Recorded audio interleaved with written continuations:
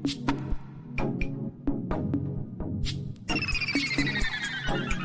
has arrived. Hey, Maurice and Odie gonna take over like Zach and Cody. Black and Snurdy is the best podcast. Gonna boom like Wile E. Coyote. Gonna make magic, they move like they hairy. Ain't talking about mental health, no, it's not scary. You know that she coming up with the astrology. Mo got a comic and that's the best policy. Maurice the GOAT, talking about animation cause you know. Odie, she moving wavy like the boat. Watching some movies and she taking notes. Yeah, kick back, listen. Black and Snurdy have risen. Upload on a mission. 5 stars, never dissing.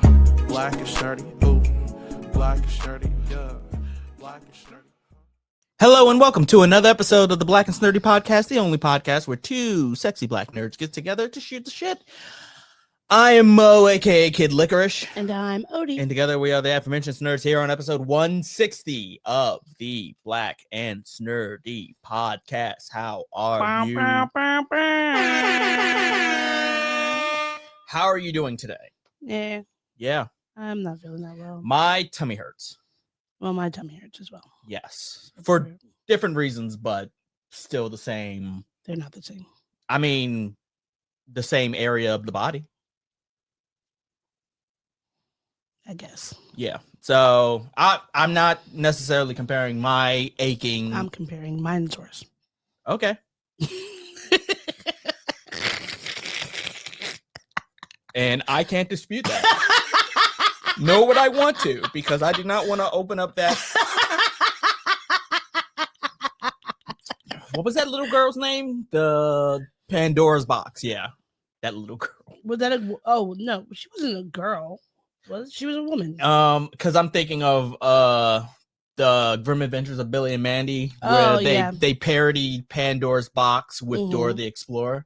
So it was Pandora the Explorer's box. So anyhow, yeah, we're not feeling great, but we are here and we're alive. We're live. Well, we're not live. No, I said we are alive. Oh, we are alive. Yes. Yeah, yes. The sun was shining today. Mm-hmm. We are inside our home. Yes. So I feel like, all things considered, not terrible. Not terrible. Things could be worse. I mean, yes. Yes. I mean, like politically and geographically and all those things are terrible. But in general, right now in our current day-to-day life, not bad. My world's on fire. How about yours? But you want to know what? What you should remember? What should I remember? That's the 21st day of September. Love was changing our lives, and remember? What is that lyric? Let me find it. Do you remember? Do you remember the 21st night of September? That should be a question on game night, that game that we play. Mm-hmm. Lyrics. Okay, yeah. Do you remember the 21st night of September? Love was changing the minds of pretenders while chasing the clouds away. Aww.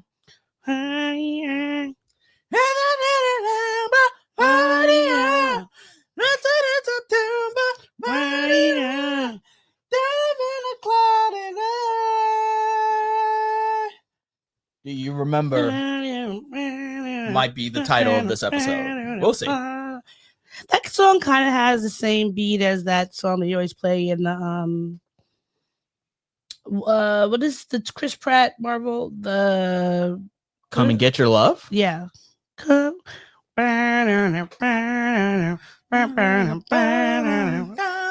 Oh yeah, it is kind of similar. Yeah, come and get your love. Come and get your love. Yeah, I like that. That just made me happy. Good. Thank you, and thank you for making me happy today. But we should probably pay our respects. Change gears a little bit. Pay our respects in our RIP corner. Let me get the music going. Well, This week has been kind of sad. Yeah. There's been several people who have gone on to glory. Starting off with Robert Redford. Yes. Robert Redford was a iconic actor. I think we've all seen a movie or two or three or four or five or six of his. Yeah. He passed away in Sundance, Utah, this week at 89 years old. He was such a prolific actor. I feel like, regardless of what time when you were born, you've probably seen him in something, whether he was old, middle-aged, young. One of my favorite movies is The Way We Were with Barbara Streisand, which has so many iconic lines. But you have seen him, you've heard his voice. American Epic, yeah. All the President's Men, Chicagoland. And did you know that he is the reason why we have the Sundance Film Festival? I did not know that. Apparently he created it. Oh. He wanted to, help bring new talent into the fray. And so I think that's really cool and such a great legacy to have. Yeah. He was an actor, he was a director, he was an activist. And I think that, like, if you're leaving the world at 89 years old, which, that's a long life. Of course, we're never prepared for anyone to pass on, but 89 years and leaving a legacy like that, you have to be, thankful and grateful that is your legacy, because, others may not have, such a positive and glowing legacy to leave. So we thank you, Robert Redford, for all you brought to TV and film. Next, we have to pay our respects to Olivia Matthews. Yes. If you did not know Olivia Matthews, she was a playwright who did a lot of different shows that you may have seen or heard about. She had a short play called Homegoing. Also Abstentia, which she won a Jane Chambers Student Playwriting Award for in 2020. Also, more recently, The Nativity, starring Keisha Taylor. And she had an MFA in playwriting from Ohio University.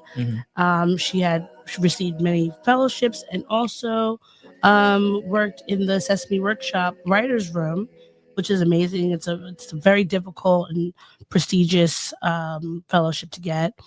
Unfortunately, she passed away at her home in Atlanta this past week, and they're saying that it may have been, there was a fire at her apartment that was set intentionally. So we hope that her family gets justice for her death. The Atlanta police are offering a $10,000 reward for information. So we hope to see her get justice. That's it's a terrible way to die, especially for someone so young and full of life. You look at her picture and you just think, wow, like, this is someone that just seemed so joyful, full of life, and bringing things to the world that only she could bring. So we are sending our love and condolences to her family. And last but definitely not least, we are recognizing Trey Reed and Cory Zukatis. So this is a story that has been really gripping the headlines. Not enough of the headlines, but has been being talked about across social media. In Mississippi this past week, these two men, one, Trey Reed, who was at the Delta State University, 21 years old, and Cory Zukatis, who apparently was a homeless individual, were found hanging in Mississippi, separate occasions, but they were found hanging, and which people have been calling a lynching. Yeah. And so initially with Trey Reed, the police said that there was no wrongdoing, but people have been really rallying behind his family and try to get justice for him. I believe Colin Kaepernick is paying for an independent autopsy and investigation. Yeah. Ben Crump has been retained by the family to help them find justice on this. It's really sad, both of them having died this way for whatever the reason may be. It's senseless, it's sad, and the fact that the police are acting as if anyone would just purposely put a noose around their neck and hang themselves from a tree is quite ridiculous, and is reminiscent to so many other stories we've heard in recent years where people have died in similar ways, in Mississippi, as in fact, and across the South. And the police are, saying that, oh, but we don't know. It seems like this may have been intentional, but it just doesn't seem as if that is what it's like. And I think that any Black person or person of color in this country knows that those things do not coincide with sense and reason. Mm-hmm. So we hope that their families get the justice that they deserve, because that's just, it's a terrible way to die. Yes, it is. So RIP, rest in power, and we hope that your families get the justice that they deserve. Yeah, agreed. Okay. Are you ready to move into some of the shenanigans and chicanery of this week? You know I am. Let us slide over to our pop culture segment. When you want a hot meal without a big deal, what are you gonna pick? Pop topics. All right. Where are we starting? So remember a few weeks ago, I think it was a few weeks ago, months ago maybe, we were talking about how Beyonce was robbed, or Beyonce's team was robbed outside of the Atlanta show, and they stole some items. They also stole like a laptop, and I think it was a laptop, not a hard drive, that had unreleased music, etc. I remember that. So the police have made arrests on that. So Kelvin Evans has been arrested for allegedly breaking into the SUV and stealing the hard drive and other items.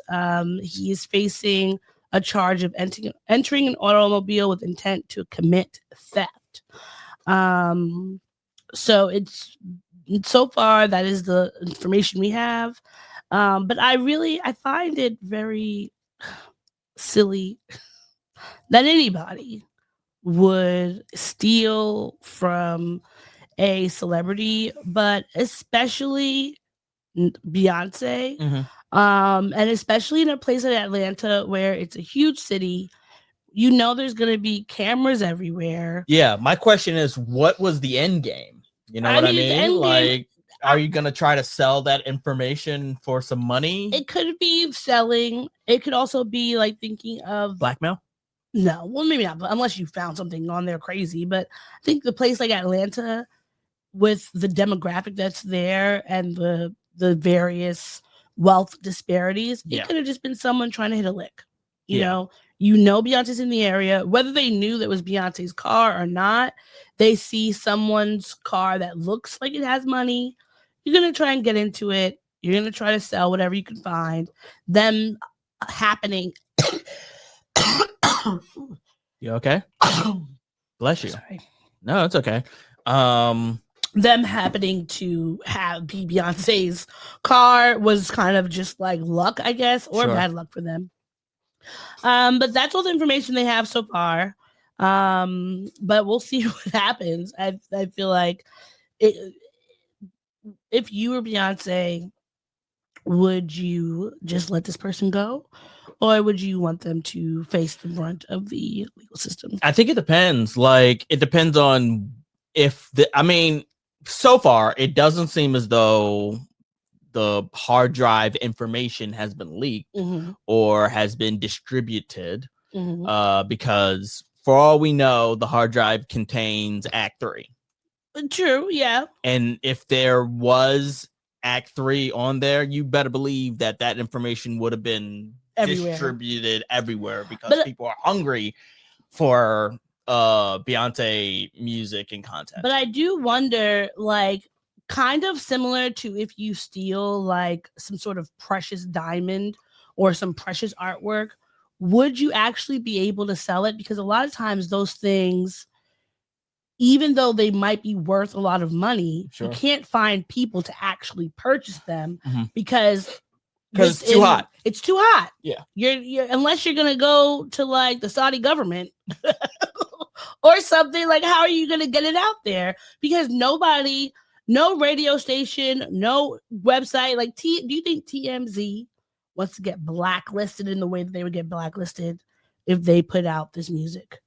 True. Like, I think that honestly, a lot of times when it comes to leaks for celebrities, whether it's music, movies, TV, etc., I feel like it's somebody inside their camp who's doing kind of like a barometer of like, what do people think about this so far? Right, Right. I feel like I don't ever really feel like these things are leaked by some like, mastermind. No, it's never like somebody who has the whole game plan like etched out or anything like that. It's more so a crime of opportunity. Yeah. And I think that it's kind of like nobody wants to get blackballed from interviewing people or having access, etc. So it's one of those things where you will have it, but you're going to just be sitting on the hottest information. What can you do with it on earth and just hope, maybe you'll share it to your friends or something like that. Yeah.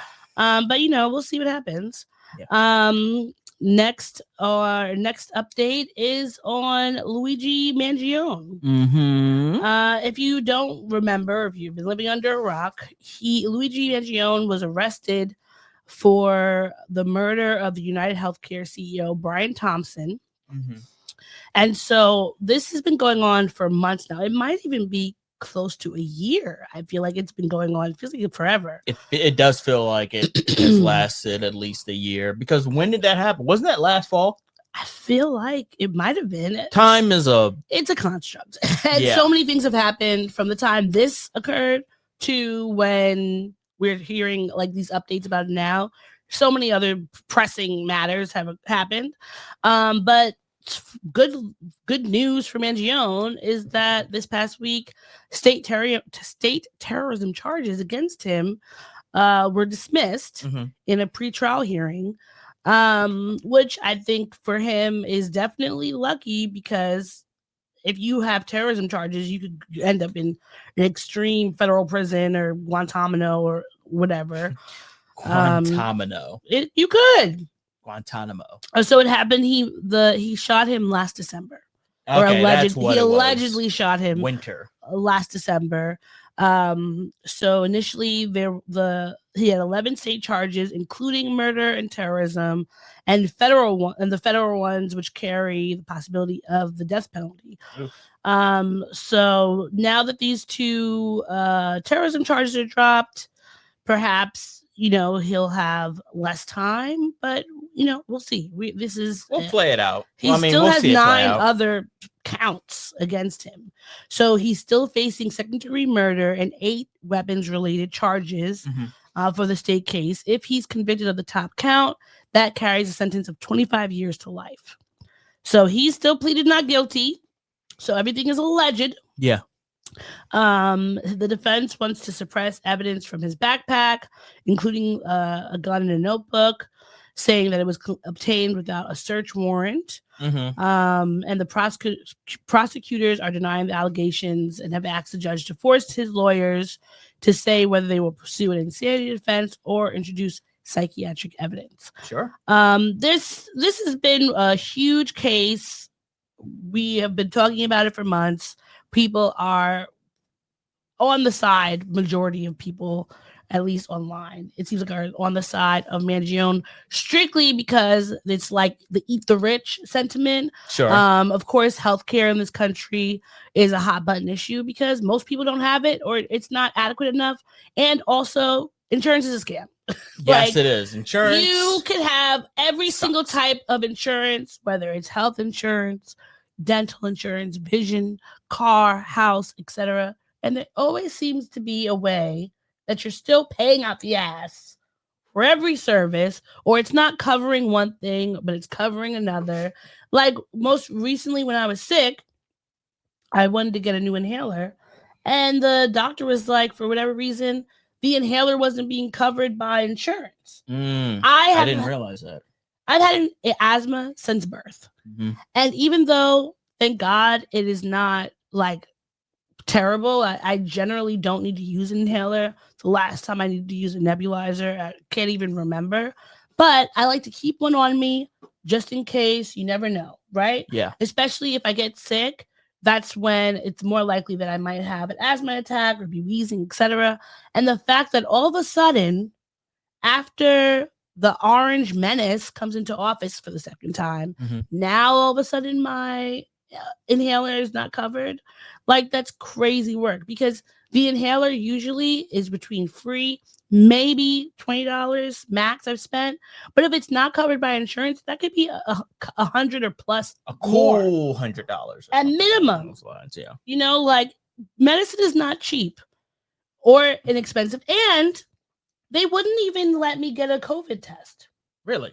They, for whatever, because I'm not high risk now, because of the changes that... Because you are or not high risk? Because they're saying I'm not high risk. To be high risk, I guess you have to be older, have certain illnesses, maybe be pregnant or whatever. But that has never happened. And we already know this administration has been blocking. They're telling certain vaccines are not necessary. They're blocking certain vaccines. The COVID vaccine, the COVID medicine, you can't even get it without having certain parameters, which is very frustrating, because at the end of the day, no, if you don't want to take the COVID vaccine, you don't got to take it. But I want to take it. I want the booster. I want my flu shot. I want those things because personally, I want them, and I feel like I need them. That is my personal choice. My body, my choice. And it's being taken away. Yeah. So the Luigi Mangione situation, it's very rife with conflict, because some people are calling him a terrorist. Other people are like, well, this wouldn't have happened if people were able to like get sick and get the treatment that they're paying for. Sure. Whether it's government subsidized by your employer or whatever. But, you know, we'll see what happens. We'll keep you updated. Sure. And lastly, our last update is about TikTok. Yes, TikTok. So if I could find, I had it. Keep going. I'm just looking for the banner. Okay. So the White House press secretary Carolyn Leavitt said that talked about the details reached between U.S. and China over control of TikTok, and said that 6 Americans will sit on the 7-seat board that will control the company, and that the U.S. will control the app's algorithm. She said this deal does put America first. And let me just be clear, this deal means that TikTok will be majority owned by Americans in the United States. There will be 7 seats on the board that controls the app in the United States, and 6 of those seats will be Americans. That feels dangerous. It does feel dangerous, mainly because we know that one of the reasons that this administration did not like TikTok was because, one, it was owned by China, but also on the other side was that there was a lot of, whether it was pro-Palestinian, anti-Trump discussions, or people just sharing information that was necessary and useful. They did not like that. So I'm very interested to see what is going to happen about this. Trump has constantly gaslit folks around TikTok, like shutting it down, and then when you opened it up, it's like, well, thanks to Trump, he let us have it back. No, he did that on purpose. It's the same way he sent out checks with his name on it that he didn't want to send out in the first place. Feels like we're inching closer towards like government control, fully controlling like aspects of social media. I mean, Facebook is already just a nightmare to have to navigate. Twitter is ridiculous, and Instagram, it's getting there too. Well, Instagram is owned by Facebook. So the same things happening on Facebook are the same things happening on Instagram, the same things that are happening on Snapchat, Twitter, like these places that used to be a space for like open discussion and discourse and people sharing information, and also, rise of social justice movements are really being squashed. And I could see on my timeline that one, there's if you need to check who you're following, because I was just going through who I was following because I was unfollowing people on Instagram because I had too many. I was following too many people to be able to follow new ones. And randomly I was following Vance, aka the couch lover. Oh, I was about to say, like, who? And I'm like, why would I know I wasn't following him before, so how could I be following him now? Mm-hmm. So those are things to check on. And then just in general, like on Instagram and Twitter, you're on your feed. Sometimes there's people you're not following that are just popping up there. And Twitter especially, I have a lot of these like right-wing ads and then right-wing posts by people. And I'm just like, where is this coming from? Because I know I don't follow these people or interact with their pages. Yeah. And I have to go through and start blocking people every so often. So it's frustrating. Yeah. That social media is no longer a place where we could feel like we have freedom to say anything we want. Yeah. Freedom to share information. Yeah, I've long since, like, you could check all of my social medias. Like, I don't post like that. Yeah. If at all. Yeah. Like, you could check on Instagram. The last time I posted was probably years ago. Mm-hmm. Twitter, definitely years ago.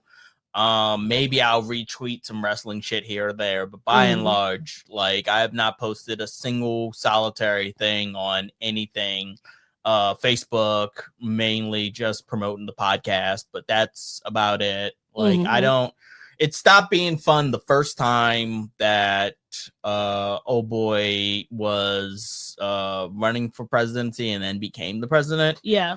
And then after that, just so many of my friends turned out to be way different than I remembered them. So it just stopped.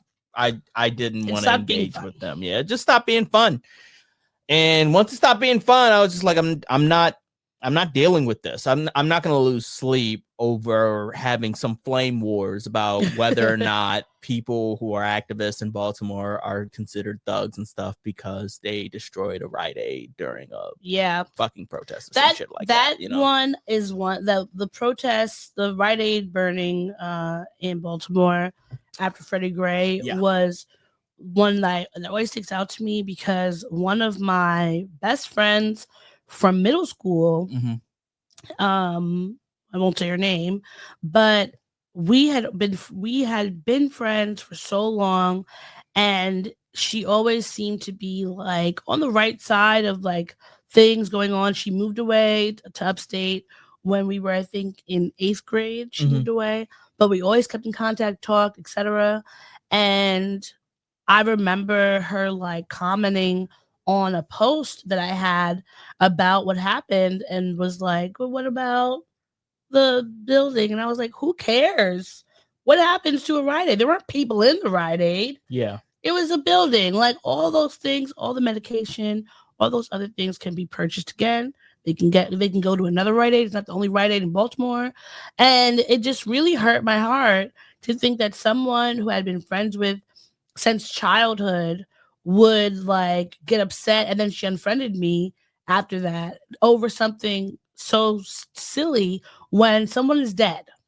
Yeah. Someone was murdered. Yeah. It was a very eye-opening time, needless to say. Yeah, I mean, I feel like every so often we get like this kind of this really big story that happens in the news that really kind of tells you who you're friends with. Yeah, sure. On social media. Of course, most recently was the shooting and death of Charlie Kirk, where you see the people who were like so sad and they didn't agree with everything he said. So what things did you agree with? Because I don't think there was any one thing he said that I could ever think of be like, oh, that's accurate and or helpful or useful to say out loud. But here we are. We're in a terrible timeline. Feels like we're in the Twilight Zone. And speaking of social media and what is and is not hate speech, there is, I'm not going to say their name because I don't want to bring them any more views. But this week, recently after the death or the alleged murder of Trey Reed and Cory Zukatis, there went viral this song by a MAGA loving rapper and a country singer, which is the weirdest string of words it is. I've ever fucking seen. Who thought we'd ever be saying these things? Yeah. That have a song about lynching. They talks about hanging people at sundown, which of course is connected to sundown towns. If you do not know what a sundown town is, basically after sundown, if you were a Black person, you would be killed. Yeah. So it talks about getting a big tree and a short piece of rope to leave them swinging so the folks all know you don't mess around in our town. And other just vile, disgusting things, mentioning killings of people that they said were, calling them N-words, of the alleged murderers, calling them N-words. And it is crazy that this song is allowed to still be out, because I think that I don't know when it came out, but it gained popularity after Charlie Kirk's death. So it could have been out prior to that, but then people started sharing it after that happened. And I'm just really confused, and also, I don't know if I would say enraged. I'm not surprised. I'm just kind of disgusted. It's upsetting, at least to me, the idea of using Black music against Black people in this regard, in this way. Yeah. Because it's not, you would think if you heard the subject matter, you would think, oh, this is probably a country song. But it uses fucking trap beats. It uses elements of hip hop, in the construction of the song. I forget who said from what I heard, that they love the music, but they hate us. And I think that's very apropos to what's happening. They will hate if they hear, any sort of Jay-Z, any sort of 2 Chainz, Offset, whatever. They'll be like, "Oh, this is terrible. Oh, we need real music back." But they will use those beats. They love our culture. They just don't like us. You know what I mean? They crib from our culture. They'll be culture vultures. But they have an inherent hate of the people that they're stealing from. Yeah.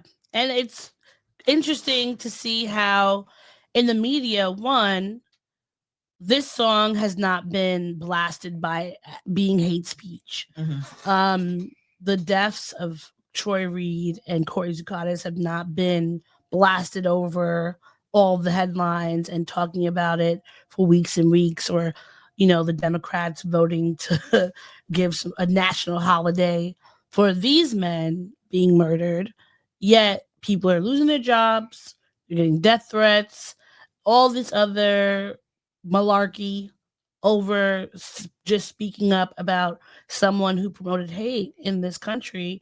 But we could have videos like this, which still up on, last I checked, over the last day, was still up on YouTube. But other people have been being censored and all that stuff. It's just kind of damn, where are we? Yeah, it's this country is a paradox. This country is hypocrisy, the country. In so many ways, in the way that we're supposed to champion freedom of speech, but it's only in selective ways. Depending on, it's a constant moving target. Yeah. Because when you get to the target and you're on the wrong side, it's moved. Yeah. And on the wrong side, it's like wanting people to have rights. That always seems to be the wrong side. It's like if you are championing for social justice, then you are promoting hate speech. It's very Handmaid's Tale, 1984, Big Brother-esque sort of things. And it kind of gets worse and worse each day. Who knows where we're going to be at next year and in 4 years or wherever else. It's just like watching the U.S. crumble before our eyes. Yeah. All right. So I think this might be our last. Yeah, this is our last dark story. And this one, we have to put a content warning. Warning. Because it is very sad and gross. But there's a singer who I don't know. I think the singer's name is pronounced David. Yeah. But it's spelled David D4VD. Yeah, which is stupid. But if you have seen in the last few weeks, let me share a picture of what he looks like. Over the past few weeks, you may have seen or heard about this singer canceling his tour because there was a dead body found in his Tesla. Well, not his Tesla, the Tesla that was rented under his name, right? And so initially, when I first heard about it, was like there was a woman found in the Tesla, dismembered, and they didn't know who it was. It turns out that the body was of Celeste Rivas Hernandez, R.I.P., who was 15. Yeah. And she had been reported missing last year, and there had been no information about her whereabouts. And it is alleged due to social media posts, Discord posts, that her and David, whose real name is David Anthony Burke, were in a relationship. Now, David is 20. At the time of her finding her body, Celeste would have been 15. However, it looks like, according to social media posts, they may have been in a relationship, or at the very least, him knowing her since she was about 12, 13. So that would have made him like 17, 18. Either way, an inappropriate and gross age difference, because 20 and 15 is inappropriate. It's illegal. And in some Discord posts that people have put up from before all this happened, they've alleged that he announced that he was having a child, and people are wondering if that was with her, if that could have been the reason why she may have been murdered. He also published a song called Romantic Homicide, which talks about him hating a woman that he's with, and murdering her or whatever. And this song blew up on like TikTok.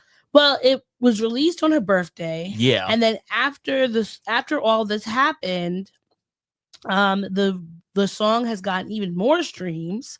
When it went viral on TikTok in 2022, and it peaked at number 4 on the Billboard's Hot Rock and Alternative Songs chart. And then it was released when he released his debut, Petals to Thorns, and then Lost Petals in 2023. I believe the song may have been on there. They say that like his representative said that he has been cooperating with authorities, but why is he not arrested? Is my question. Is it just because it was found there was an impounded Tesla with her body in it? Yeah. And they knew that he had somehow had this Tesla at some point. Yeah. And that he knows her.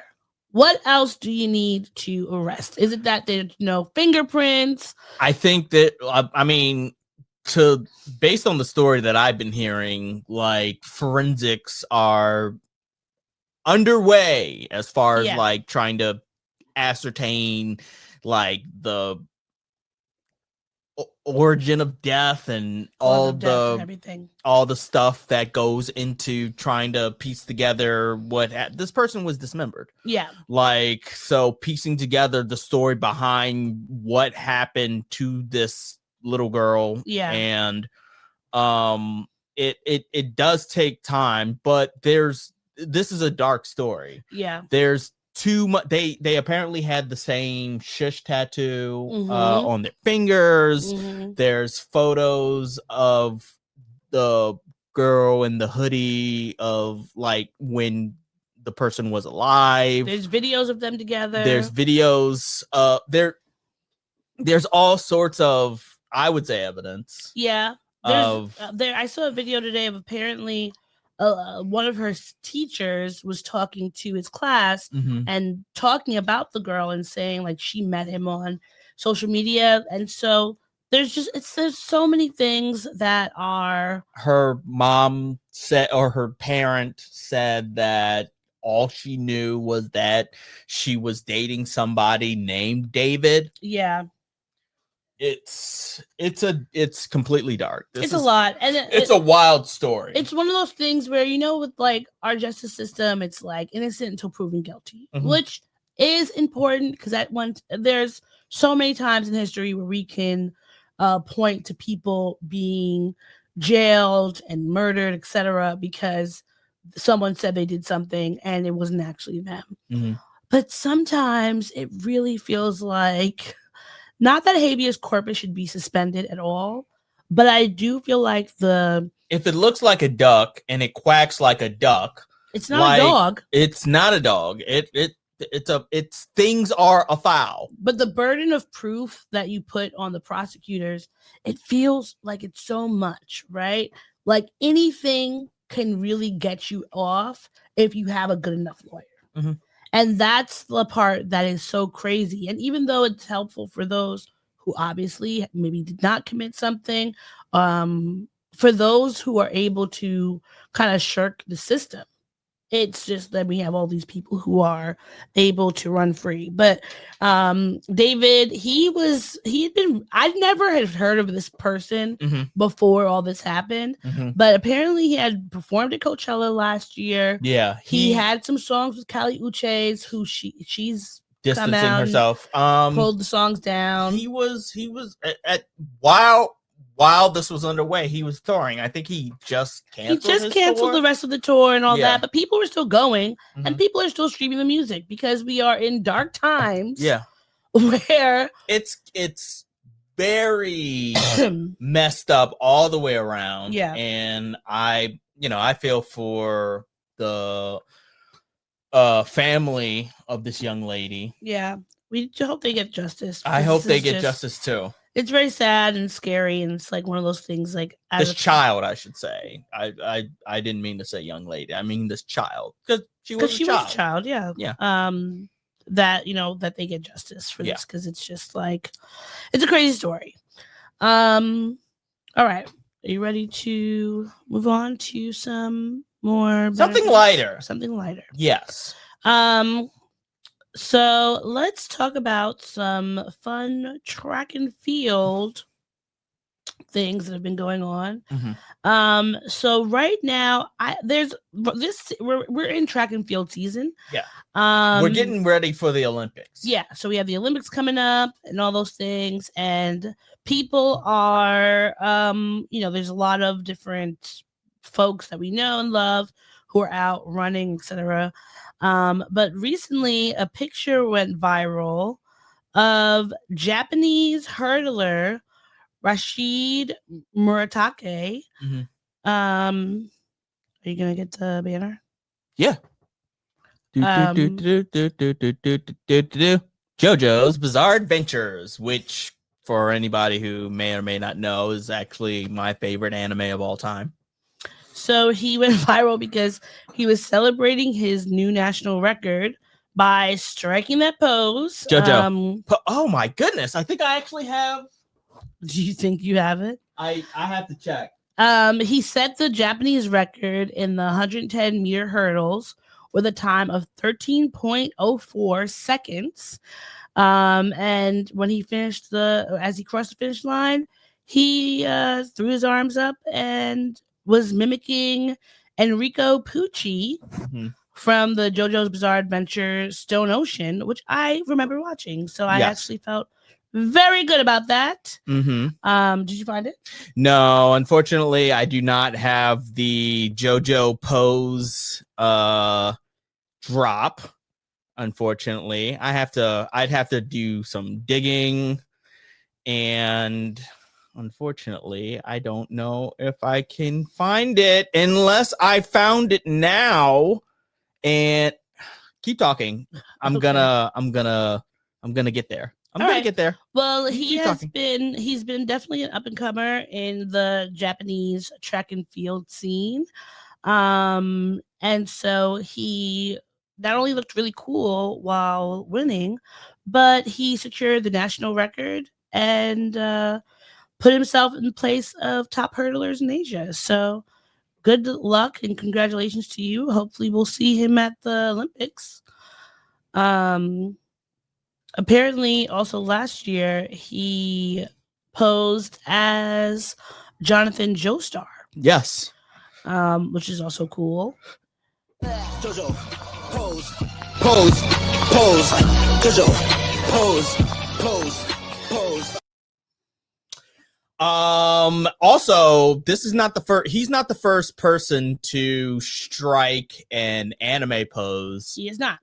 I actually found a few images of some athletes who have hit various poses. The first one at the top is Gojo from actually, let me see if you can guess some of these anime. Gosh. The very top one that goes like this. Is that Demon Slayer? No, it is not Demon Slayer. Is it Jujutsu Kaisen? Yes, it is. Ding, ding, ding, ding, ding. Oh, wrong one. What is the next one down? Oh man, I can't even tell what that is. Two of the Is it? No, it's not anything from Aang. From Aang. Not Aang. What is it called? What is that one Aang's on? Avatar? Is it from Avatar? No, it is not from Avatar. And I know that you've watched this one. Is it about school kids? No. Is it about demons? Kinda. It's not Jujutsu Kaisen? No, it is not Jujutsu Kaisen. I do not know. Which one is this? Attack on Titan. Oh, dang it. Yeah. Well, you know what? When I'm watching Attack on Titan, my eyes are usually half closed because I'm scared. So the next one in the middle, I know you don't know. No, I definitely don't. No, it's Bobo.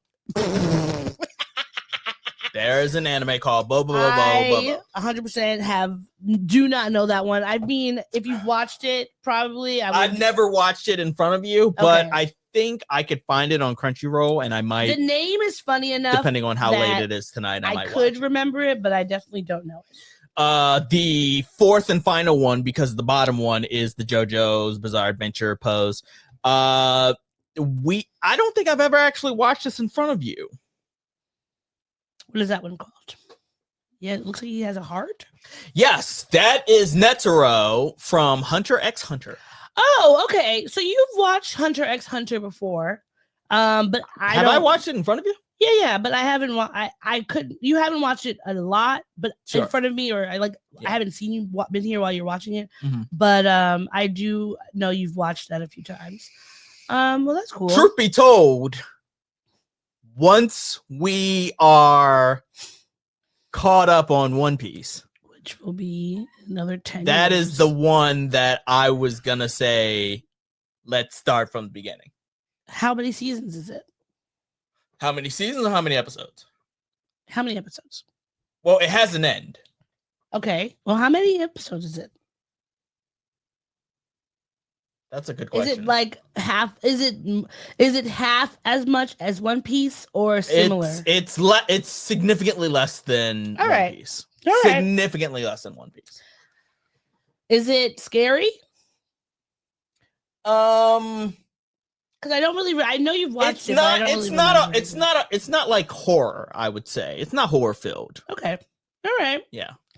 All right. Let's. It's light until it's not, but it's not. I wouldn't say it's like horror. You know what I mean? Okay, where are we going next? Well, Coachella has announced their lineup for 2026. So I'm curious when you look at this list, who are there people on here that you know? Yes, as a matter of fact, I'm gonna have to look off of your computer because, here's the thing. I feel like I'm not. I feel old. In general, I feel old, but I can tell how old I am based on when in the lower font of this reading test that they call a Coachella poster. Yeah. I stopped knowing who people are. All right. So the first one, the headliner for Friday is Sabrina Carpenter. Sabrina Carpenter. Know her. I know her. I could not tell you a song. She has that song. Oh gosh. She has a few that I have heard, but I can't remember the names of them. There's one recently she did. It's called Man Child. Mm-hmm. And she has another few ones. You know, she's a cute little poppy girl. I feel like she used to be on Nickelodeon or Disney Channel. I feel like Maybe. I feel like that's how she got big. She's like a what's her name? Ariana Grande in that way. Sure. The XX, I really love the XX. They're a British band and they've been out for a while. Mm-hmm. Looking Teddy Swims. I know that person. I know Teddy Swims. I just found out that Teddy Swims is white. What did you think he was? I thought that because Teddy Swims is an R&B artist, right? Are they? I don't know. I thought I don't know if I thought they were R&B or country. Is Teddy Swims country? I don't know. I couldn't tell you. I could not tell you. I've heard songs with him on there. I just don't know what. I could not tell you a Teddy Swims song. I just know the name. Cat's Eye. I know they're a K-pop group. Mm-hmm. Devo. I know them, but I can't remember. They're a 80s. Oh, Devo. Yeah, Devo, right? Yeah. Yeah. Oh, Whip It. Mm-hmm. Whip It good. It's crazy that they're below all these other people. Sexy Red, of course, know them. Central C. Moby, also interesting that they're so low. Blood Orange. I know them, but this next row is just I don't know who. I don't know who those people are. Is Hugo. The Tulips, I know them. I don't know the song, but I do know the name. Also the rest of that, Bob Barker Marionettes. I don't know any rest of these people. No. And now Justin Bieber. For Saturday, April 11th, Justin Bieber, I know. The Strokes, I know. Giveon, I know. Addison Rae, I know her, don't know any songs. David Pink Brin. Pantheress. No, you're going too fast. Sorry, I'm just David Brin, no, do not know a song. Interpol, no, do not know a song. Oh, you don't know Interpol? I know. Well, what song does Interpol do? Because I know the name. I just don't know if I know a song. I get them mixed up with the Fray. Oh, are they like that kind of band? They're kind of, yeah. Okay. So then Sway Lee, know them. Didn't someone in Sway Lee? Where's Sway Lee? Underneath the Strokes. Underneath the Strokes. That's Sway Lee. I thought Sway Lee was in jail. Sway Lee, right there. Oh, I'm looking at a different one. This must be either updated or an old one because I don't see Sway Lee. I see Solomon. It's right there next to it. Next to Alex G. Oh, okay. Okay. So mine is slightly different, but Sway Lee. Yeah, Sway Lee from Ray Shrimmer. Oh, DeVito. Love him. All the rest of those people don't know who those people are. Yeah, I don't know. Still don't know any of those people. So that whole list is basically confusing. Sunday, April 12th. That is Karol G. Now, Karol G, I've heard of them. Do not know who they are. Could not tell you. Couldn't tell you. Young Thug, I know them, of course. Major Lazer, know them. Iggy Pop, know them. FKA Twigs, I didn't know she was performing this year. I wonder if she's even gonna get in. Clips she didn't do a American tour because she was having some visa issues. So hopefully she'll come in. And Clips being that low is crazy. Clips should be the headliners. Yeah, to be agreed. honest. They literally just did the Vatican. Then that I'm going. I don't know who those people are. Don't know who these people are. Black Flag, actually, I think I've heard of them before. Yeah, I've heard of. They're a British band. I've heard of Black Flag. If I'm thinking correctly. The rest of these folks do not know. I feel like I've aged out of Coachella. And Amaya, I don't know. So it says Amaya presents. I don't know what that name. What is it with these? Anima, you mean? Whatever. But why do this looks like Elon Musk's son's name? Aiden. Is that what it's supposed to be? Aiden. Well, I'm sure that has some sort of interesting pronunciation or something. I don't know. I do not know. Yeah.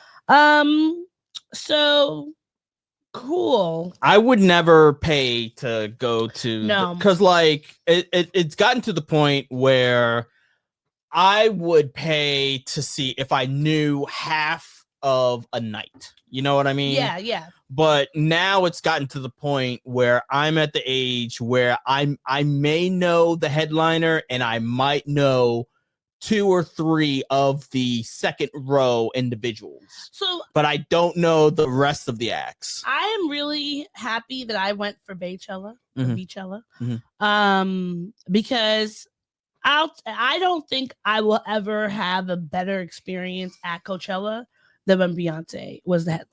Sure. Like, if for me to go, you would need to have somebody like that for me to be like, oh yes, I'm interested.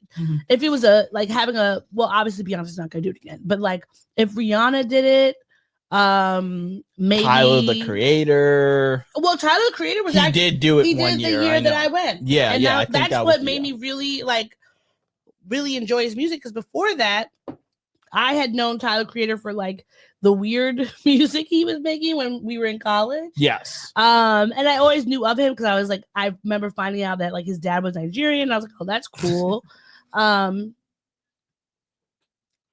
Sorry, that was They're coming. They're coming to get us. Beat me up, Scotty. But outside of that, like, it was not until I saw him performing and I was like, oh wow, he actually does a really great show. But there's most people, no, maybe Adele, I would go to watch her headline. But very few people, because I don't think enough people are going to be doing a great set. Now, I will say I do think being able to be there with all the people, you get to experience new music, which I think is great. Because when I was walking around because Beyonce only did the one night, so I would be going to the different tents, listening to the different artists, and they were really great. So I think that's the part, like with a music festival, the great experience is not just seeing your favorite artist or seeing artists that you know. It's so that's cool, but I just don't think the people that they have on there are enough. Now, I will say Justin Bieber, even though, like, obviously I know Justin Bieber songs, I'm not buying an album, but I do think that he's a great singer and a good performer. So we'll see what he does on the thing. And usually, I feel like they usually stream it, because I know the last few years it depends on who the artist is, right? No, they usually have like a live stream for you to watch on like YouTube or whatever. Because I remember, I think it was last year, there were some issues with like the sound or something like that, or with the mics, and people were complaining watching the live stream. But I will live stream Coachella before I go back there, because first of all, the whole situation is like you gotta wait in these huge lines.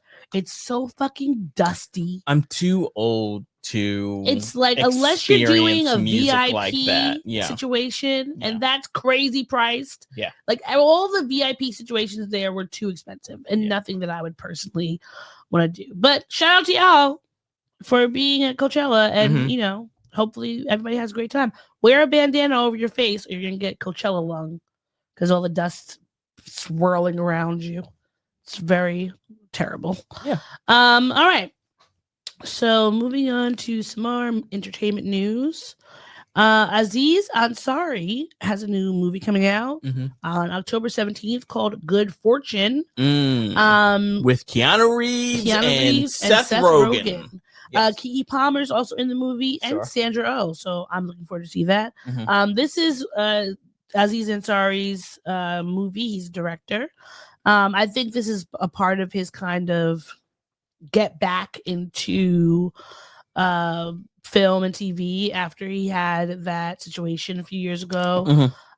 Which, you know, he apologized and took accountability for. Yeah. So I think that is he did what he needed to do to get back into people's good graces. I read a thing in which he said that the most important thing for him was to apologize to the person first. Yeah. First and foremost. And then go from there. Yeah. So I appreciate that level of accountability. Yeah. I wish more people would have that level of accountability. Yeah.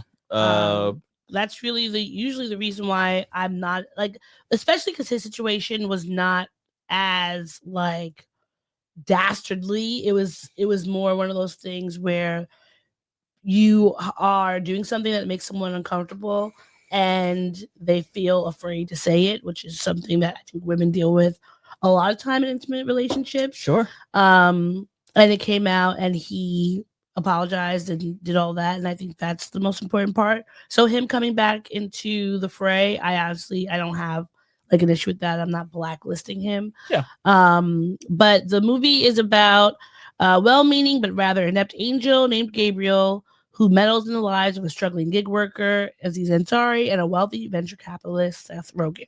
Yeah. Right now, it comes out on October 17th, but it has been showing, I guess, in screeners, and it has 83% on Rotten Tomatoes. Yeah.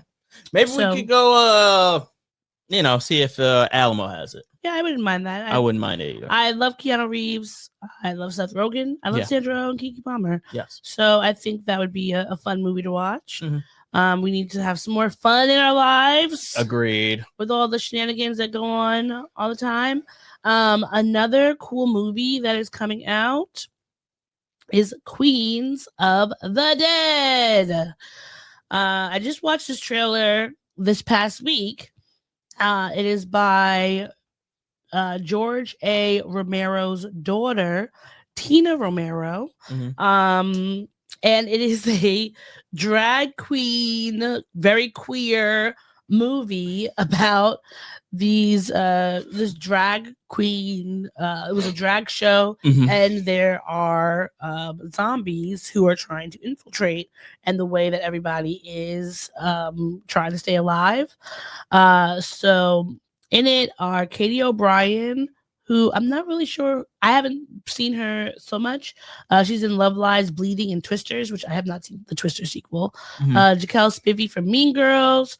Tobias Mateos. That's probably the most recent Mean Girls. Yeah, the most recent one. Yeah. Because Tobias.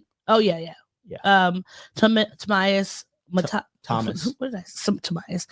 Tomas Mateos from Fire Island, and Nina West from RuPaul's Drag Race is on there, plus Margaret Cho. If you don't know who Margaret Cho is, go watch some things because she's in like everything. Yeah. And Dominique Jackson from Pose. So I'm looking forward to seeing it. It looked really cute. It premiered at the Tribeca Film Festival this year, and it won the Audience Award for Best Narrative Feature. So I am not a zombie person. No, you are not. We didn't get finished. Well, we started 28 years later, and after 28 minutes, I had to stop because it was just so much anxiety that we will finish watching it.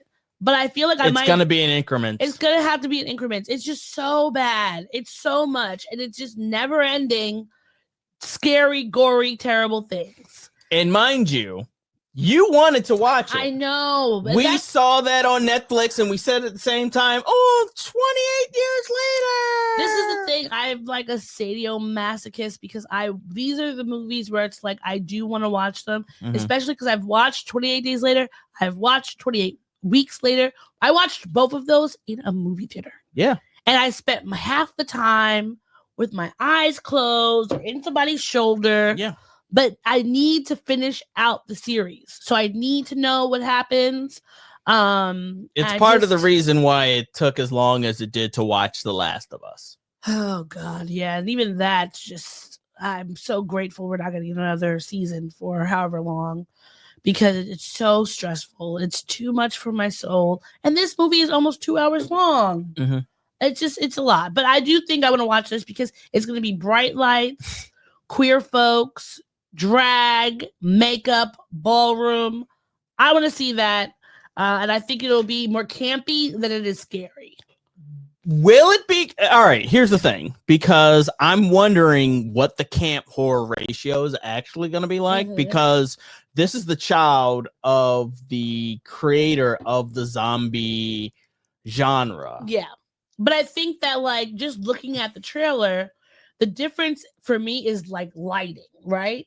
Because Night of the Living Dead, it looks dark. Like, it's a dark film. The way things are shot, very scary. This one, I think it's going to be gross, but I think the bright lights, neon colors are going to make it a little bit more easy for me to get through. Sure. Now, can I watch this in a theater?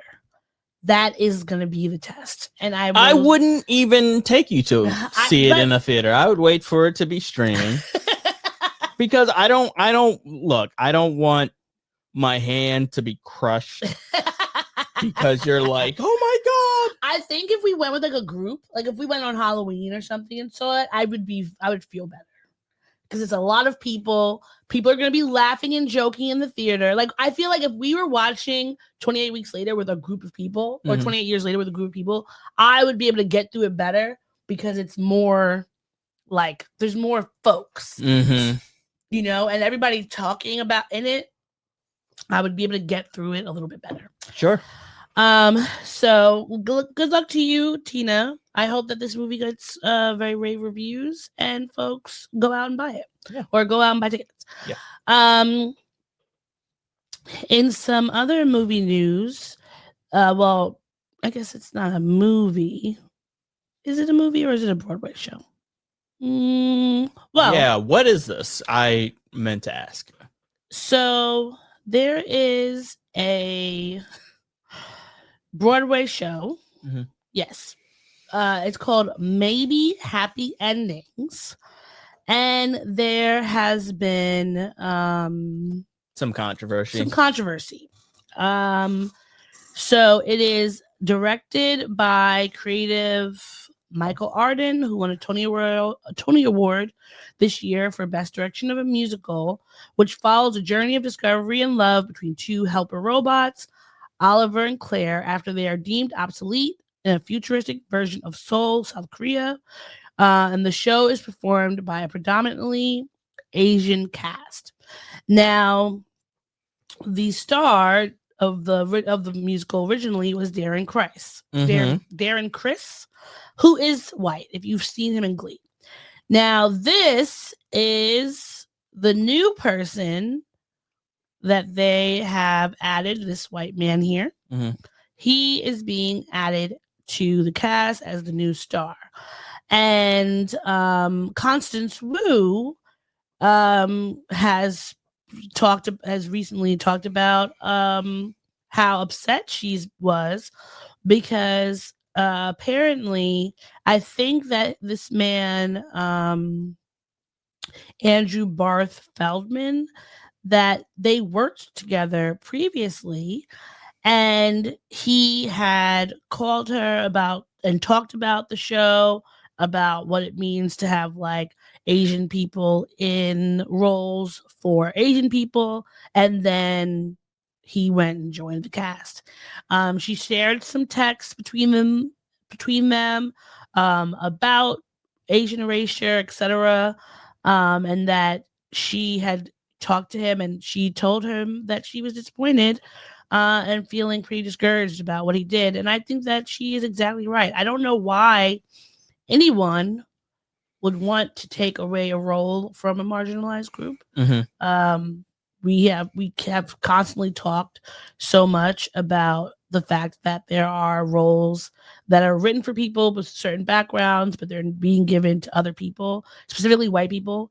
And we could talk about the history of blackface, yellowface, brownface, etc. in Hollywood. Sure. But I think it's especially diabolical when you know the person, when you know people within that community, and you talk to them, and then you just go around and do the thing that you just talked about. In an Instagram post, Constant Rouge said it's hard to keep speaking up when it feels like no one is listening anymore in this new era. It's exhausting and increasingly lonely.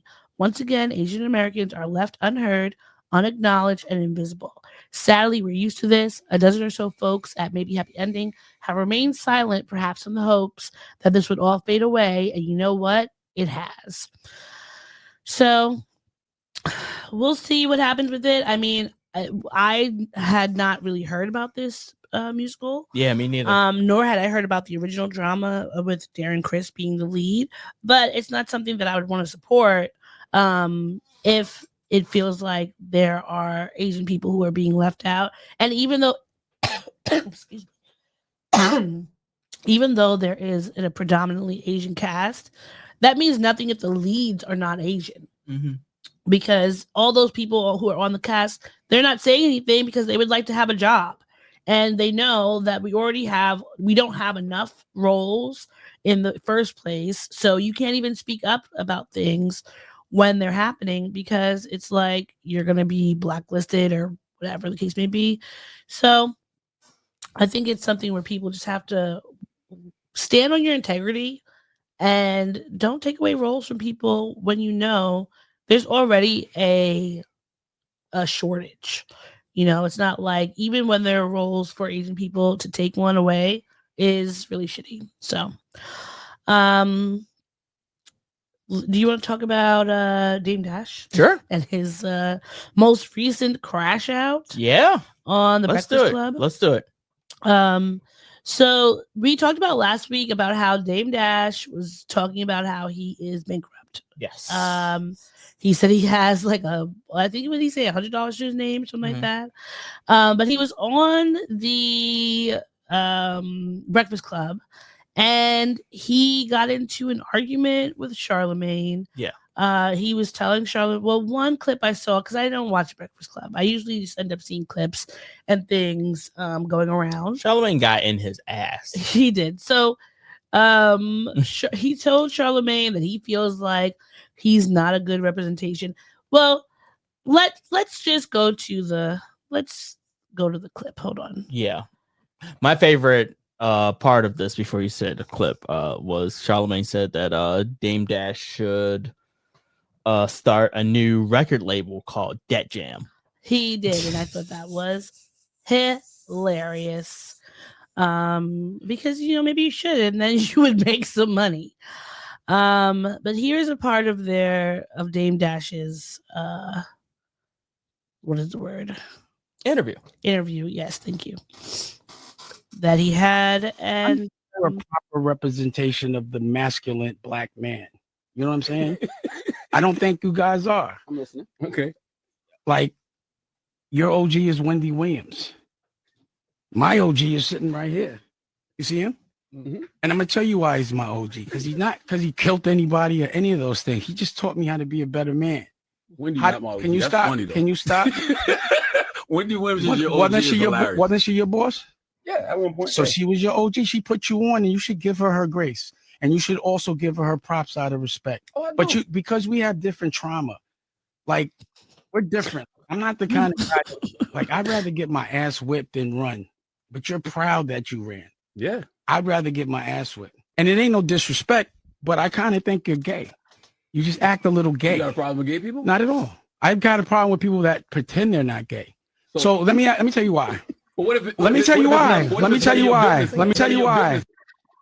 Oh, I wish that old men, old black men, let's call a spade a spade. Just old black men. Stop talking.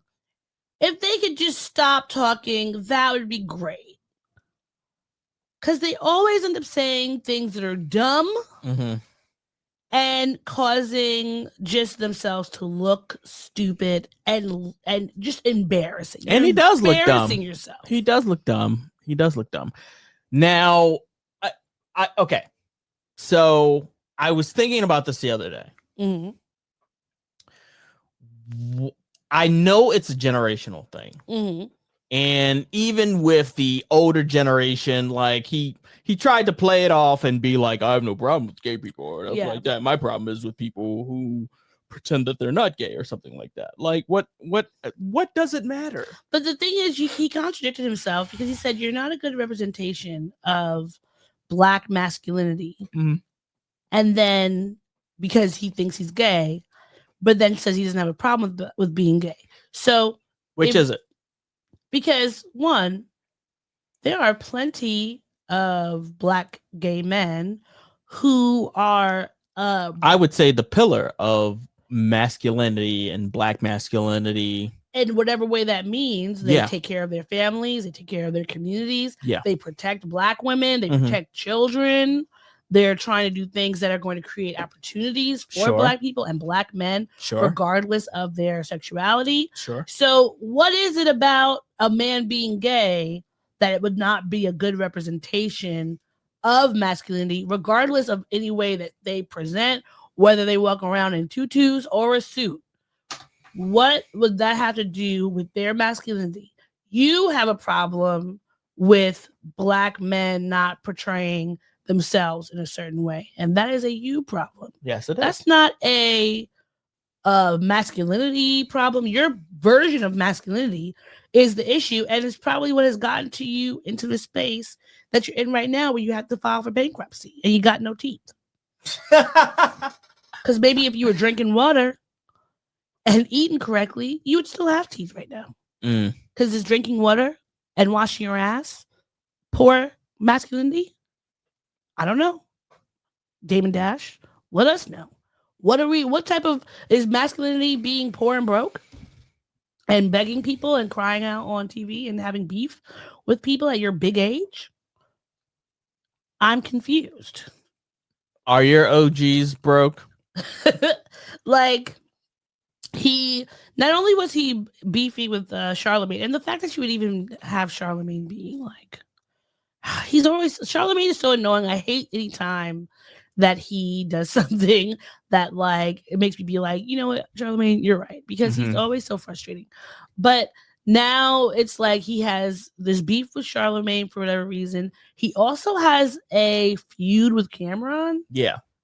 And Cameron, one, is such a troll. It can be hilarious sometimes. Cameron low-key is 50 Cent levels of petty. Yes. He is. It's funny to me that both 50 Cent and Cameron are both from New York, because like their levels of petty are just delectable to me. They are. This was so I don't know why I don't know where and how this feud started. But whatever Dame Dash was saying in the interview, it has now spilled over. And Cam is calling him a liar and about what happened like with Revolt TV and what was happened with his shares with Rockefeller. So this was Cam's response to Dame Dash's interview.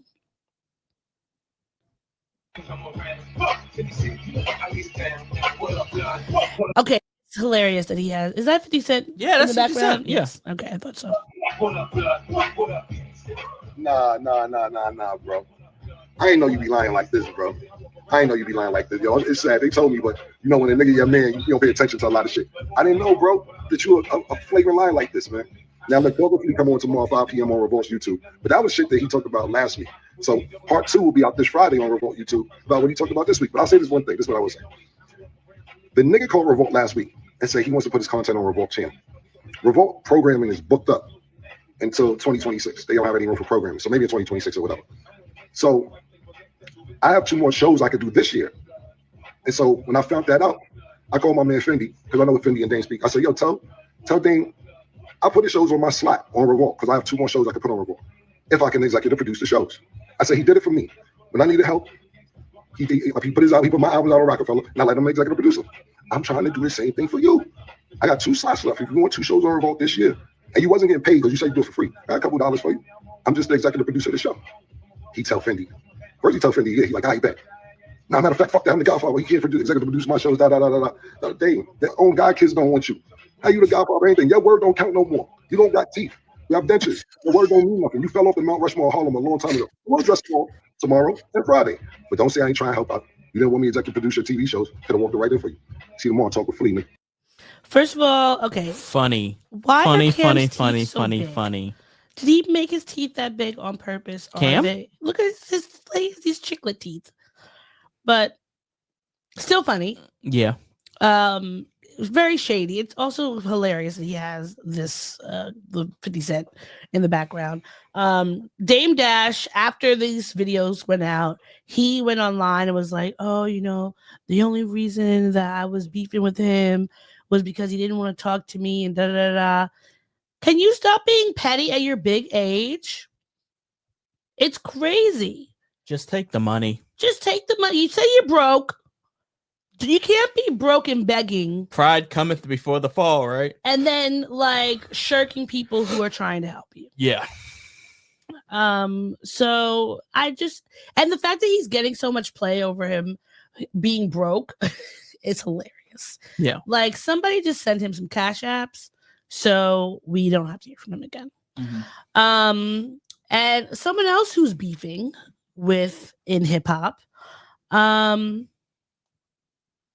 Ghostface Killer's son, Infinite Coles, has put out 2 new singles. One called Sweet Face Killer and another one called Dad and I,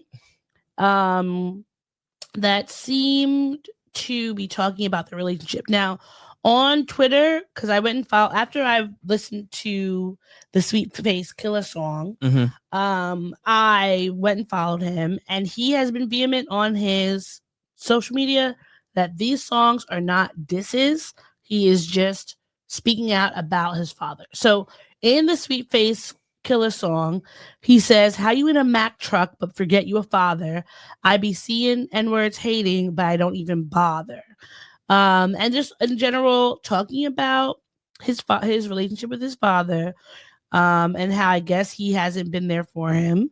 And you can see in this Twitter post, he said that it is not a diss, but thank you for, putting out the post. Go watch it. Go listen to the music. I thought it was a great song. I think he did a good job in both the beat and all that. And it's very interesting because he looks like his father so much. Like when you see him side to side, like copy and paste faces. But being an absentee father is really a choice, especially when you have money. It blows my mind when fathers who have money end up being absentee fathers. Yeah. Or shirking their duties. Yeah. I know parents who have nothing and who are still doing what they can to be in their children's lives. Yeah, because it's just providing for their children and all the things that come with being a parent. So it's just like when I hear of somebody who is neurodivergent and wealthy who doesn't go to therapy. Yes. Yes. But I think it's crazy to be someone who's so well known and you have all these other people and who's wealthy and like, even if you're not, you may not be, and even if you're not wealthy, maybe you're just rich. Maybe you just have enough money that you could buy any kind of truck you want whenever you want, and some grills or whatever. But you're good. You're not like looking for Venmos each week to try to like pay your bills, right? And just to be kind of absent from your kids' lives. And he said that he hasn't seen his father in 10 years and that he just wants to be able to mend the relationship or have a conversation before one of them were to pass, which is, I think, very reasonable. And I really feel like there's never a reason why you should not be in your children's lives. I think that, like, for a parent, your love should be unconditional. Yes. For a child is different because we didn't ask to be brought into this world. So if you are on some bullshit, then we should have the ability to say whether or not we want to be involved with you. But I feel like parents should continuously do whatever they need to do to be in their child's lives. Because the fact is, there are plenty of people who are fucking serial killers and their parents are still visiting them. Mm-hmm. They're going up there, bringing them food and snacks and putting money on their commissary at the very least. But if your child's only crime is that they're gay or that they're just doing things differently than you would have done them, they're not hurting anyone, they're not harming themselves. It's not like you're estranged because they're just going down such a crazy wrong path and you are having to protect yourself and put up boundaries or whatever. That's different. We just got finished watching Elio. Oh yeah, that was really good. Where one of the messages was that for a parent, they may not understand their child, but they do love them. Exactly, yeah. And that's really all that you need to have. I mean, there's nothing else for a parent to do but to love their kid. You decided you wanted to have a child. Yeah. Whether it's you decided it like let's plan it out, or you decided to not use protection. Either way, when you make that choice, this is what's happening. The baby is coming. Then it is up to you now to be there, provide for them, whether it's emotionally, financially, mentally, etc. Because that is your job. Yeah. And I think that anyone who is not doing that is fucking sucks. It is. So it does fucking suck. Fuck you, Ghostface Killer. Yeah. That's why nobody's paying attention to you and everybody else. That's why my favorite member of Wu-Tang has and will always be Old Dirty Bastard. Or Raekwon. Mine is Method Man. Of course. Method Man gets it wet. Facts. Well, Facts. You're not wrong. Yeah. Okay. So, what is next? All right. So, something coming up on social media that I thought it would be fun for us to chat about and end our pop culture segment on a good note. This picture has been making the rounds, and it's the little recording thingy is well, never mind. People can see it. Okay. It says for the rest of your life, you can only eat food from one of these regions. Which do you choose? So I'm gonna give you. Let's do 3. You can pick. So you'll do your first, your second, or your third. Mm-hmm. So for you, which would be your first region? I might go D because I'm pretty sure Japan is in that area. Right? It might be. I think so. I think that little island. Japanese, yeah. All right. And then G, and then H. Okay. I'm gonna go first F because F has West Africa. Sure. And also South America. Central and South America seem to be there. Then I'm gonna go G. Because G has Southern food. Yes, that's why I chose G. And it has Mexican food.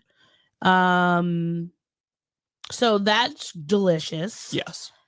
Now, the third one, I think I will do. This is, well, I want to say maybe D as well, because I think if I'm looking at this correctly, D should have Southern Europe, which is like Italian, Spanish, Portuguese food. Sure. Which is delicious. Yes. And then also a good portion of Asian food. Yeah. Of at least Southeast Asian food, which I really enjoy. So I feel like any of those places, I'd be good eating for the rest of my life. Yeah, they're good eats. Because, like, I mean, F to me is like there's no comparison. And a lot of the foods that we like that are like Southern foods are connected to West African food as well. But and G also has, you have Caribbean food, you have Southern food, and you have Latino, Latinx, Latin food. So that's also a good one. So F and G, I think, are definitely top marks. It would be hard not having like pasta. Although I will say, at least Caribbean food, you're getting a mixture of there's a lot of pasta and there's a lot of like curries. Sure. Because you have the connection of the West African and the Indo-Asian food, and you also get some pastas. Sure. So I feel like that would be a good mix, but that would be difficult. Imagine if you could only eat one. That just would be crazy to only have to be able to eat one region of food for the rest of your life. Well, I mean, certain regions probably only eat their own region's food. Yeah. For the majority of their selves. I mean, we're spoiled because not only are we in America, but we're also in New York, where we can eat anything and everything. But I will say, our heart's content, with the exception of like, I was about to say Australian, but I think there's an Outback here. We do have Outback, although I don't know how Australian it is. I don't. Steak's good. They have a bloomin' onion. Is that even Australian? Bloomin' onion? I thought so. I don't even know if that is actually Australian, but it's delicious. Yeah, but I will say, like, West Africa, if I'm going just specifically, like, West and East Africa, they have a lot of great non like traditional foods from those areas. Like the best Indian food I've had, and I've never been to India, so I'm taking that out, but the best Indian food I've had so far has been in Kenya. Interesting. Delicious. Because the thing is, a lot of people from Asian countries, for a variety of reasons, have moved to Africa for work. If there were any issues, wars and things happening where they are, especially because a lot of Africa was colonized by Britain, and so was a lot of Asia. So there was like easy to get down there. So you have a lot of great Indian and Chinese food, like Indian, Chinese, Pakistani, in these places. So you're gonna be good. And now, like, because there's so many Nigerians who like lived and grew, or African in general, but like specifically I'm Nigerian, so I can talk about Nigerians that have grown up in the UK, they've grown up, or in Europe, they've grown up in the Americas. They come back and they make all these different foods. So more than likely, you might be able to get some things that you've been craving there as well. Sure. So, yeah. Are you ready to go into the things that made us angry? I most certainly am. Bringing it. What? We gripe it.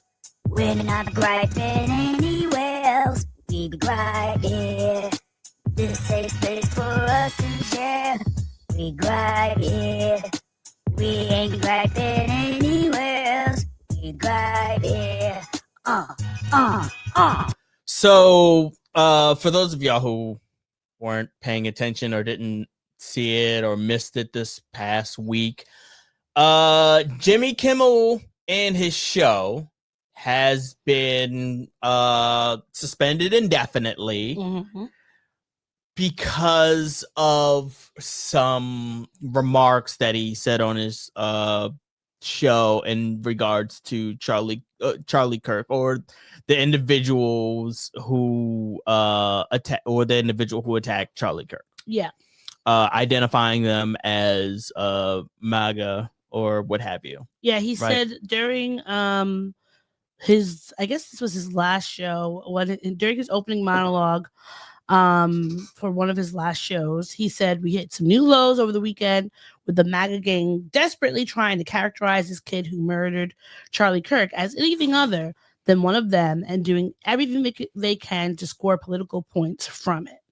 And then, of course, Trump and his ilk all went and got all crazy about free speech and got him to get fired. To me, this is hypocritical in the way that I said earlier in the show.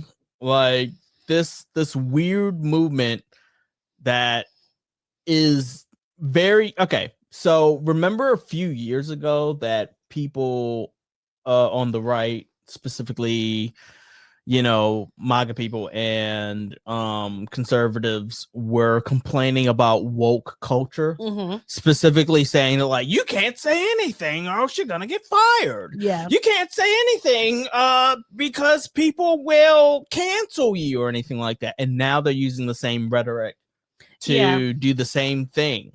Like, it's hypocritical in my mind. Like, to do the same thing. Like, you just got finished speaking about how, like, important freedom of speech is, especially when it comes to the fallen Charlie Kirk. Like, they're talking about how important freedom of speech is. They're talking about how, like, it's dangerous to, police people on what they say and how they say it and what have you, like that. But then go on the offensive when somebody says something that you do not like. Yeah. And the conglomerate that owns I think they own NBC, at least. You mean ABC? ABC. Yeah. It's Sinclair. So the show was owned by the two major station groups, Nexstar and Sinclair, are the ones who run the shows that are going across several networks, but ABC is one of them. And so they basically said that they would need an apology and then some if Kimmel would like to come back. The company in a press release said Sinclair will not lift the suspension of Jimmy Kimmel Live on our stations until formal discussions are held with ABC regarding the network's commitment to professionalism and accountability. Regardless of ABC's plans for the future of the program, Sinclair intends not to return Jimmy Kimmel Live to our air until we are confident that appropriate steps have been taken to uphold the standards expected of a national broadcast platform. So Sinclair and Nexstar are like the distribution people.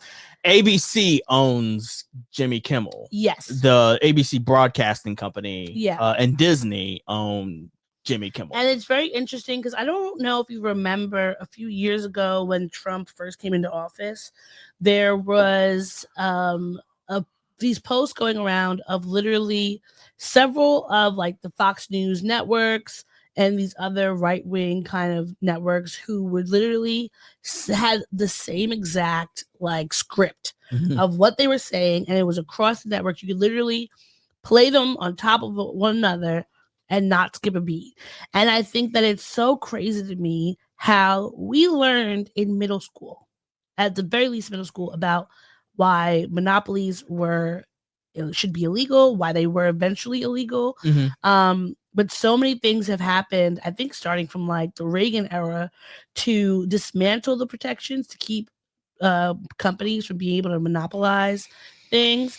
Like Disney owns so much of everything. Yeah. And it's kind of right now, well, not kind of, it's backfiring for Disney because they've lost, I think, up to $5 billion right now, because people have been canceling their subscriptions. Yeah, they are talking about boycotting. Even Tatiana Maslany told her supporters to cancel ABC. Yeah, so was She-Hulk, and so did Noah Centineo from All the Boys I Loved Before. All the Boys I Loved Before.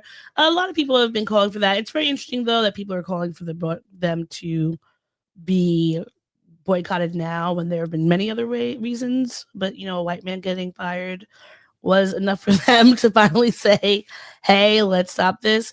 But I think the more important part is that this is just another reduction of the free speech that comes with having the First Amendment. And as much as we have said, free speech is the freedom that you could say what you want. It's not the freedom of consequences.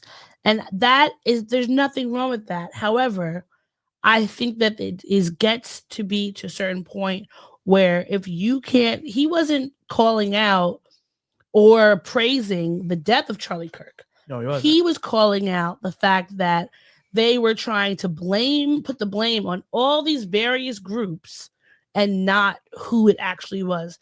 A white man who came from a conservative police enforcement background, and yet it was trans people, it was Black people, it was immigrants, etc.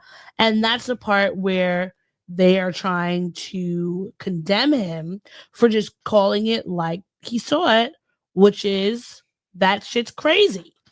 And if you can't say that shit's crazy about something that's going on, then what's the point? Like, and no one is getting their pitchforks and saying like this needs to stop, that we fought the American Revolution for the fact that we wanted to be able to have these different rights. And now, however, almost 250 years later, we are seeing how they are being eroded in front of our eyes. Because Trump, he said on Truth Social that congratulations to ABC for finally having the courage to do what had to be done.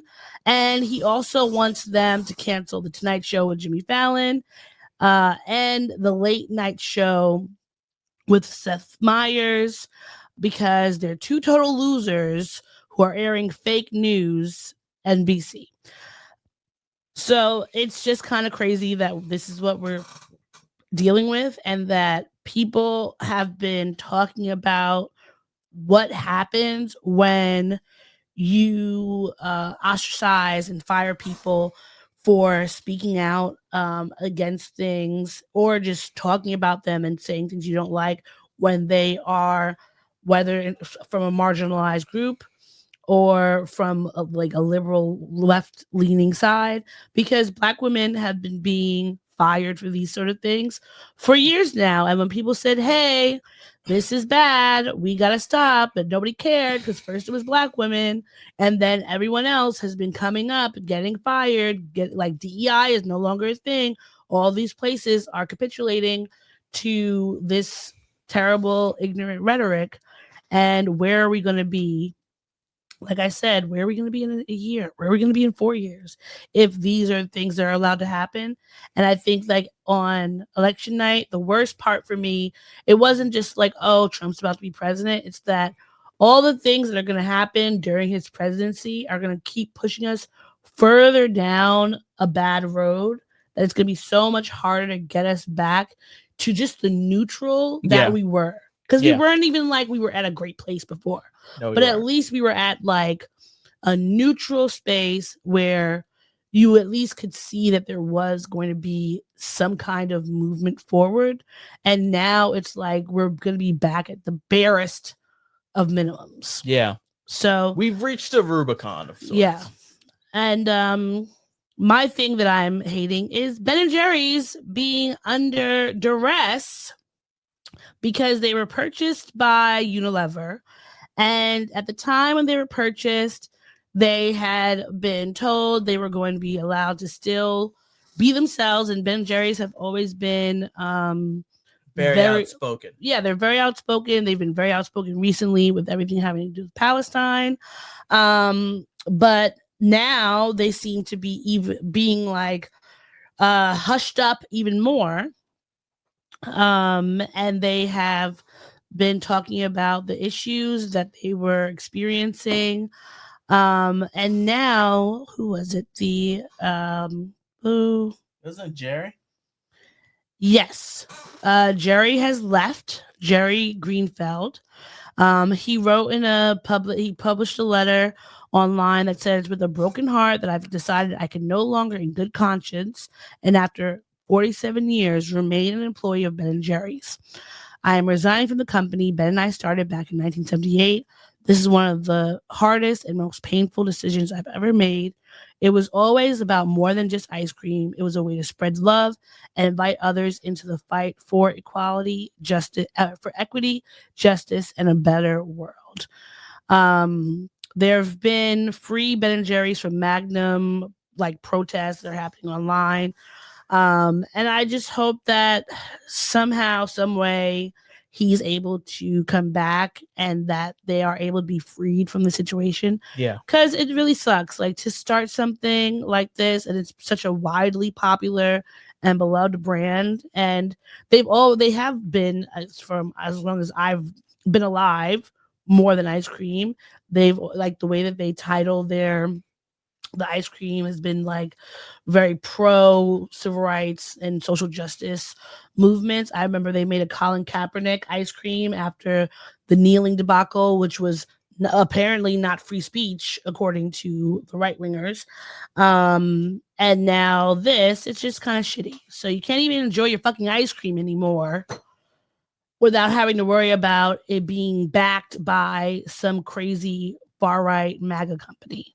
And Unilever owns everything. There's there's nowhere to go. Like, are you supposed to be making your own ice cream? Which wouldn't be terrible. It would just be more labor intensive. But it's like Unilever owns so many things. It owns soap.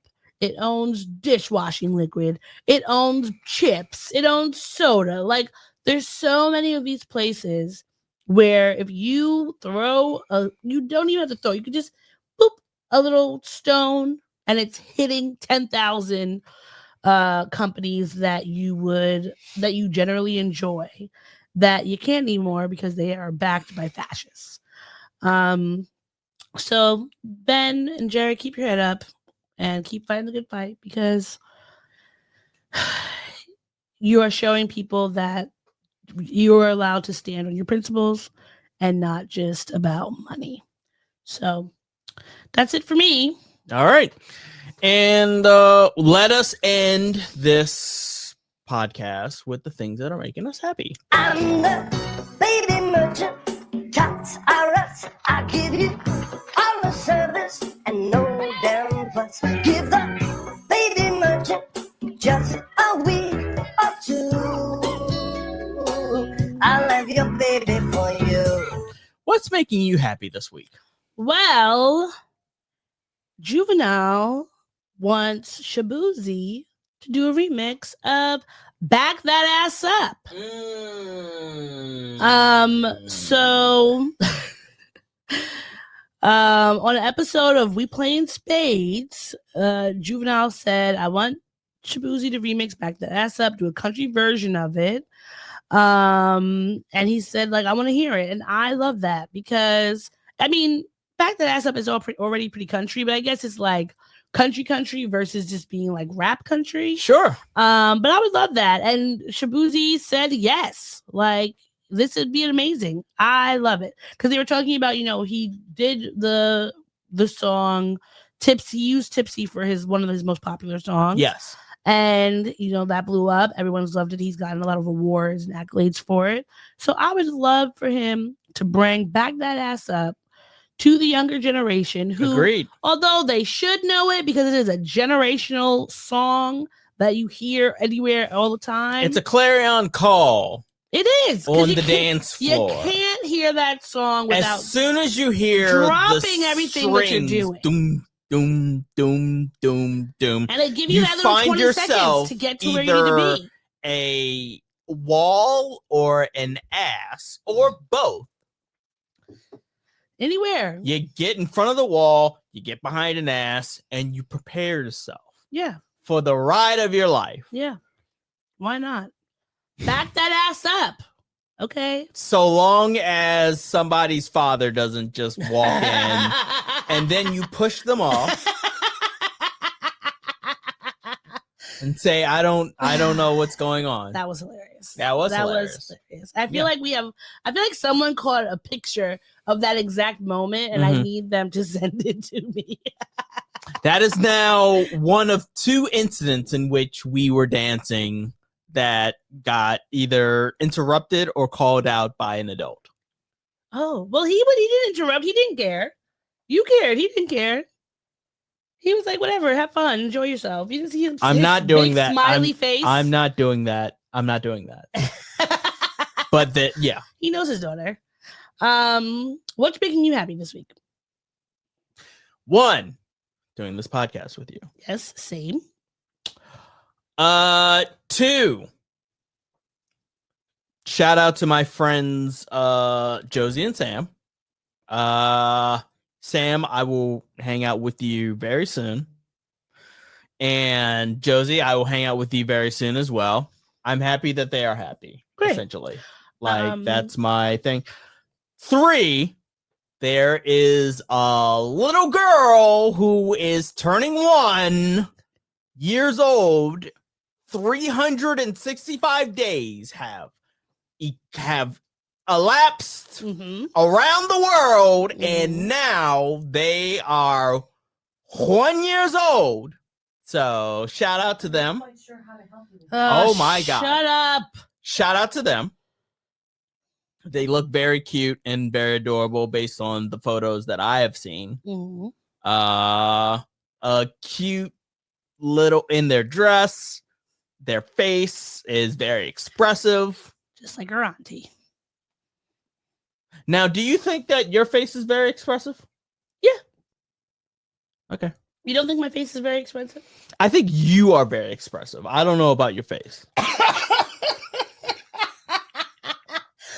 Not in the way that she is, I would say. No, she did not get that from you. She has a megawatt smile.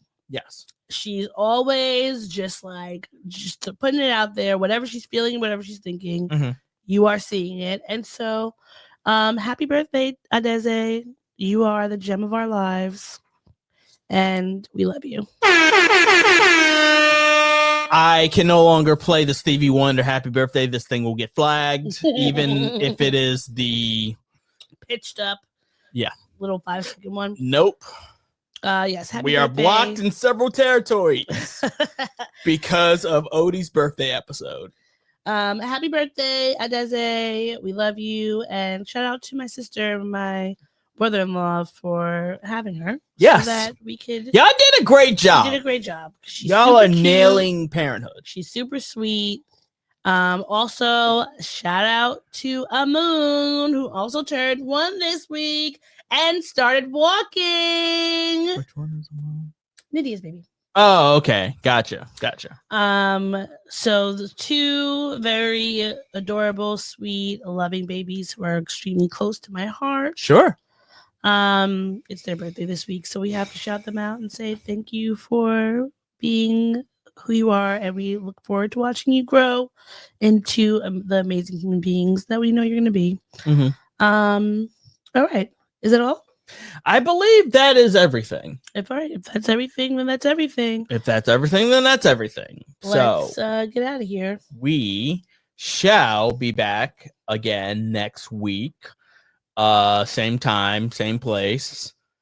The episodes are uploaded on YouTube, finally. So everything, they might be out of order, unfortunately, because they were uploaded in the right order, but they were downloaded incorrectly, unfortunately. So, that's just what that is. But they're all there on YouTube. Follow us. Check us out. Subscribe. Like, share, and subscribe. Leave comments. Email us. Engage with us as a community because we love engagement. We do.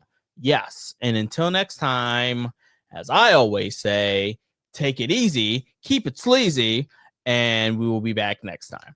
Bye. Bye. Thanks for listening to the show. If you'd like to contact the podcast, you can reach us via email at blackandsnerdypodcast@gmail.com. You can also find us on Instagram and TikTok at Black and Snurdy Podcast, as well as on Twitter at Black and Snurdy. You can find me, Maurice, on all social media under the handle Licorish is Legit. That's LICORISH is legit. And you can find me on Instagram. It's that's OD THATSOD.E, and on Twitter THATSOD_E. And don't forget to like, rate, and subscribe to us. Tune in next time to the Black and Sturdy Podcast, where nerds of a feather flock together. Remember, bye. Boy. Not yet. No, this is keeping it. We're keeping this in. Don't forget to take your meds and your subs and drink water. Bye. Bye. I actually want to keep that.